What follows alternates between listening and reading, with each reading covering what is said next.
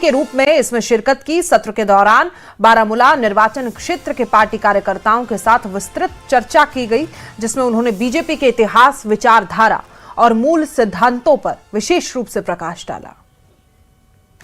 Bharatiya Janata party अपने जो कार्यकर्ता है, जो इस बार हमने टीम्स बनाई, कॉन्स्टिट्यूएंसी की टीम्स बनाई, डिस्ट्रिक्ट की टीम बनाई, मोर्चों की टीम बनाई, इन सब का ट्रेनिंग होगा। वो ट्रेनिंग यहाँ अभी चल रही है। अभी बारामूला की 6 कॉन्स्टिट्यूएंसीज का, 7 कॉन्स्टिट्यूएंसीज का ये ट्रेनिंग चलेगी।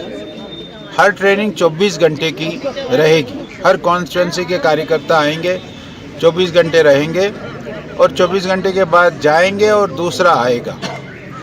अभी ऊडी का चल रहा है। ऊडी की ट्रेनिंग आज सुबह से शुरू हो गई, कल सुबह तक रहेगी। कल दूसरी कॉन्स्टिट्यूएंसी आएगी और परसों सुबह तक वो रहेगी। ऐसा इन 7 कॉन्स्टिट्यूएंसीज का 7 दिन में ये वर्ग 24 घंटे का पूरा होगा। ये एक ट्रेनिंग का सिलसिला ये चल रहा है और ये हर बार जब नई टीमें बनती है, उसकी टीम बनने के बाद ट्रेनिंग होती है। अभी हमारी टीमें 6 महीने पहले बनी हैं, उनकी ट्रेनिंग का ये कैंप ये चल रहा है। ये कश्मीर में भी चल रहा है और जम्मू में भी चल रहा है। तो ऐसे 258 यूनिट्स पर ये कैंप होंगे। अभी तक 125 यूनिट्स में कैंप पूरे हो गए और ये हमने 12 तारीख तक पूरे कर। श्रीनगर में जानवरों के इलाज के लिए एक आधुनिक सुविधा का उद्घाटन किया। उन्होंने कहा कि ये सुविधा भेड़, बकरी, खरगोश, बिल्ली और कुत्तों जैसे छोटे जानवरों को अच्छी क्वालिटी की स्वास्थ्य सेवा देने की दिशा में एक अहम कदम है।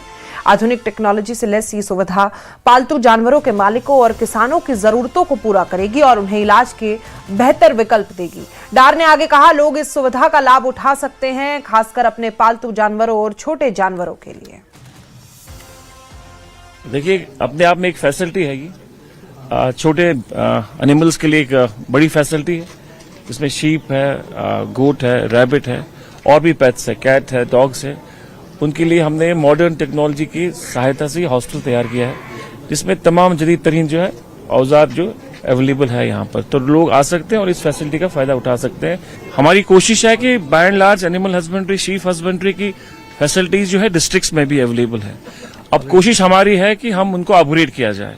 बहुत सारे हॉस्टल्स पुराने हैं जिनको नई जदीद तरीन जो हमारी फैसिलिटीज है वहाँ अवेलेबल करवानी है, जैसे डिजिटल एक्सरे है, ओटीज है और भी जो फैसिलिटीज होती है आज के दौर में, वो फैसिलिटीज हम अवेलेबल कर रहे हैं। और डिस्ट्रिक्ट हॉस्टल जो एनिमल या शीप हस्बेंड्री का होगा, वहाँ हर एक फैसिलिटी हो, क्योंकि लोगों की बड़ी उम्मीद है। अब लोग लाइव स्टॉक में दिलचस्पी दे रहे हैं। लाइव स्टॉक में अब लोगों ने काफी दिलचस्पी दिखाई और रेवोल्यूशन भी आया हुआ। एक सेक्टर है, लाइट सेक्टर है एग्रीकल्चर का, जिससे हमारी इकोनॉमी को है बूस्ट मिल सकता है। अब चाहे वो रूरल हो, चाहे अर्बन हो, नई नई तरीन के जो है हाई जेनेटिक ब्रीड्स हम ला रहे हैं, जैसे टॉपलर, टेक्सल है, डॉपर है, मरीनो है। उनको हम ईटीटी लैब्स हम डेवलप कर रहे हैं हर डिस्ट्रिक्ट में। उससे हम काफी आगे जाएंगे और लोगों की जो प्रॉस्पेरस, जो हमारे प्रोग्रेसिव हमारे फार्मर्स हैं, उनको फैसिलिटी मिलेगी। और इस तरह की हॉस्टल्स हम कोशिश करेंगे हर जगह लगाने के लिए। बोविन जो बड़े एनिमल्स हैं उनके लिए भी है और छोटे एनिमल्स के लिए भी है, ताकि हर फैसिलिटी मिले और उनको कोई परेशानी ना हो जाए। वगूरा क्रीरी के एमएलए एडवोकेट इरफान हाफिज लोन ने एनसी के वरिष्ठ नेताओं की मौजूदगी में एसटीएच क्रीरी में 5 करोड़ के विस्तार परियोजना का शिलान्यास किया। परियोजना के पूरे होने से इलाके के मरीजों को बेहद जरूरी जगह और आधुनिक सुविधाएं मिलेंगी। इरफान हाफिज लोन ने इसके लिए स्वास्थ्य मंत्री का आभार भी जताया है।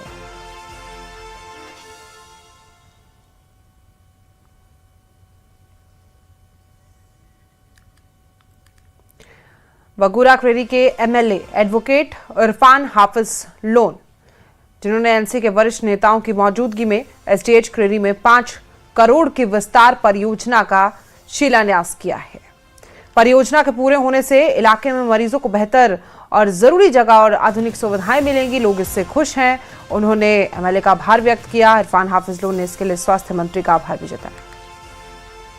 मुझे याद है जब हम कंसर्न मिनिस्टर साहिबा से मिले, उसके फौरन बाद ही अप्रूवल सैंक्शन इसका हो गया। ये आप देख सकते हैं कैपेक्स बजट 2025-2026 में हमारे ये एडिशनल फ्लोर्स बनेंगे। फायदा जो है क्रीडी के साथ साथ चाहे सुचीपोरा हो, खिसीपोरा हो, करेवा हो, वारीपोरा, पाइन, बाला हो, इवन उठूरा, इसके मुंसलिक जो हैबिटेशन है उन सबको इसका फायदा मिलेगा। उसमें हमारे साथ साथ ये भी हम बाखबर है, हमारा कलंतरा का हॉस्पिटल का इशू है। मिरवाइज कश्मीर डॉक्टर मौलवी मोहम्मद उमर फारूक ने सोपोर का दौरा किया और वयोवृद्ध नेता गुलाम नबी जकी के आवास पर जाकर शोक संवेदना व्यक्त की। गुलाम नबी जकी का लंबी बीमारी के बाद निधन हो गया था। मीरवाइज ने परिवार के सदस्यों से मुलाकात की, जिनमें उनके बेटे आशिक हुसैन जकी और अब्दुल रऊफ जकी शामिल थे और इस क्षति पर गहरा दुख व्यक्त किया गया। उन्होंने दिव्यांगत गुलाम नबी जकी को भावभीनी श्रद्धांजलि अर्पित की और उन्हें निस्वार्थ और समर्पित राजनीतिक कार्यकर्ता बताया।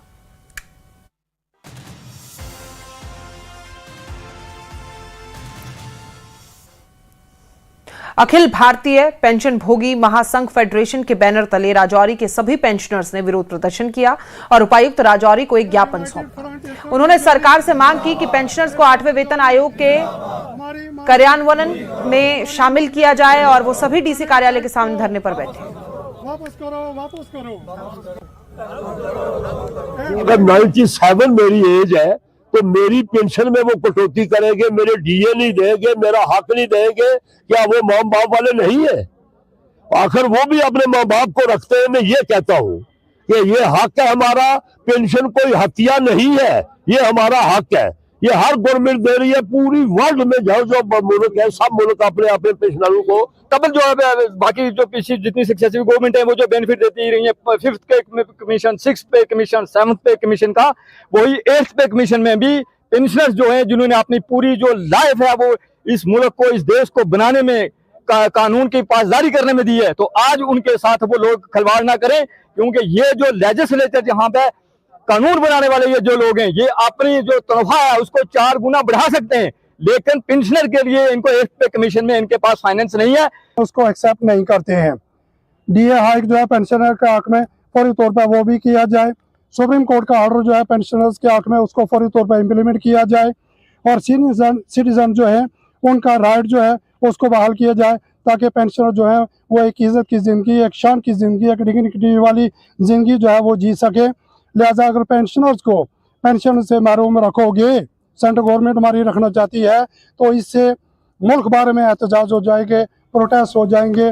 पेंशनर अपनी शान के खिलाफ कोई भी काम जो है, कोई भी एक्शन जो है उसको फेस करने के लिए तैयार है, उसके मुकाबले के लिए तैयार है। जम्मू कश्मीर और Ladakh pensioners United front Ganderbal ने डीसी कार्यालय में डिप्टी कमिश्नर जतिन किशोर को एक ज्ञापन सौंपा।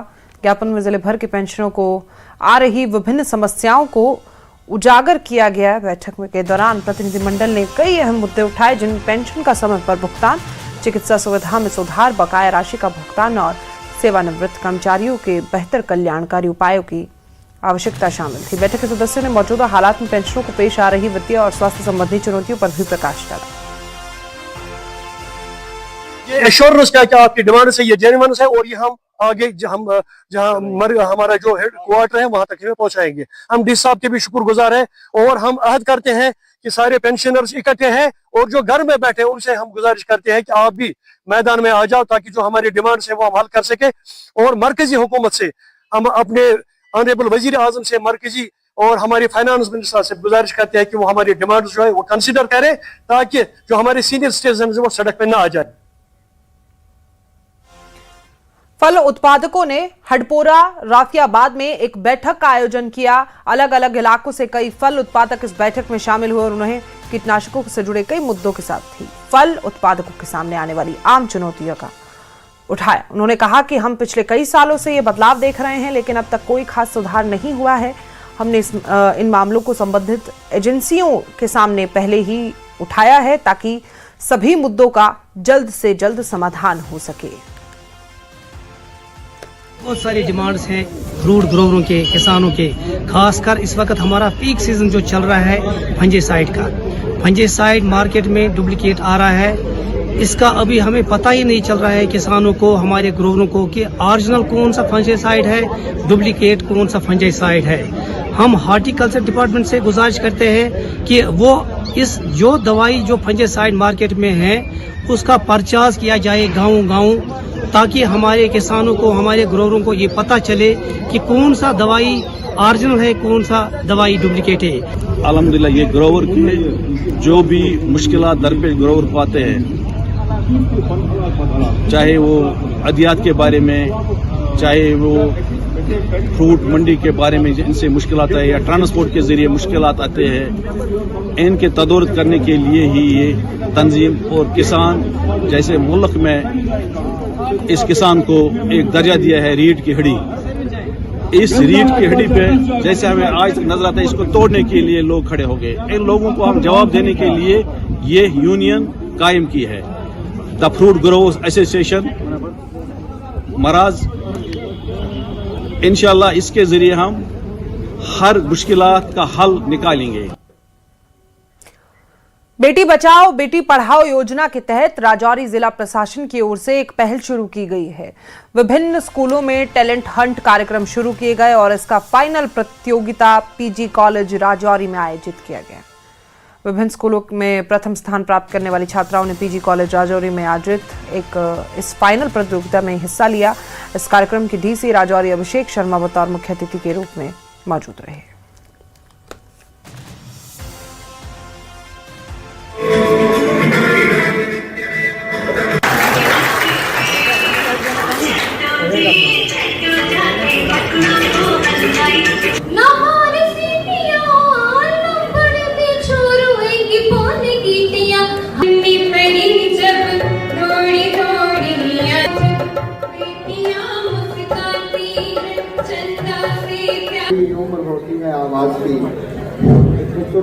वहीं सांबा के रामगढ़ सेक्टर में अंतर्राष्ट्रीय सीमा के पास सीमा सुरक्षा बल ने एक पाकिस्तानी घुसपैठिए को हिरासत में लिया। अधिकारियों ने बताया कि बीएसएफ के चौकस जवानों ने रामगढ़ सेक्टर में बॉर्डर आउटपोस्ट भलर के सामने एक पाकिस्तानी की हलचल देखी और जब वो इस तरफ आने लगा तब उसे सीमा में अवैध रूप से प्रवेश करने से पहले ही पकड़ लिया गया। हिरासत में लिए गए व्यक्ति की पहचान अब्दुल हुसैन पुत्र दिल मोहम्मद निवासी गांव लहरी खुर्द पाकिस्तान के रूप में हुई है। सुरक्षा एजेंसियां इस मामले में जांच में जुटी हुई है।